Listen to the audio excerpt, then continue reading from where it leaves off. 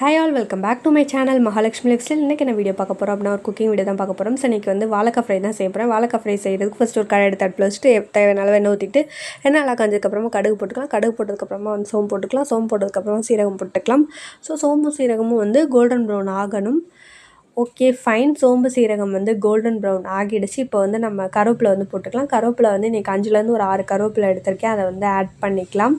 Okay கருவேப்பிலை add பண்ணதுக்கப்புறமா நம்ம கட் பண்ணி வச்சுருக்க வாழைக்காய் வந்து ஆட் பண்ணிக்கலாம். இன்றைக்கி 3 வாழைக்காவை நான் வந்து க்யூபாக கட் பண்ணி வச்சுருக்கேன். அதை வந்து ஆட் பண்ணிவிட்டு இது எல்லாத்தையுமே வந்து நல்லா வந்து வதக்கி விட்டுக்கலாம்.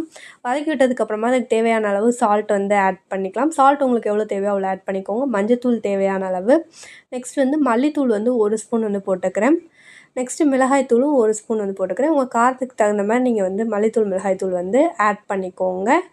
ஓகே மல்லித்தூள் மிளகாய்த்தூள்லாம் வந்து போட்டுட்டு இது எல்லாத்தையுமே நல்லா வந்து மிக்ஸ் பண்ணி விட்டுக்கலாம். நல்லா மிக்ஸ் பண்ணோன்னா தான் அந்த மசாலாஸ் வந்து நல்லா இறங்கும். நல்லா மிக்ஸ் பண்ணிவிட்டு ஆஃப் பண்ணிவிட்டு இறக்குனோன்னா நம்மளோட சூடான சுவையான வாழைக்காய் ஃப்ரை ரெடி. இதோட அந்த வீடியோ முடியுது. Thank you all bye. இந்த மாதிரியான யூஸ்ஃபுல்லான வீடியோஸ் தெரிஞ்சுக்கிறதுக்கு Mahalakshmi life style channel like பண்ணுங்கள், கமெண்ட் பண்ணுங்கள், ஷேர் பண்ணுங்கள். மறக்காமல் சப்ஸ்கிரைப் பண்ணிவிடுங்க.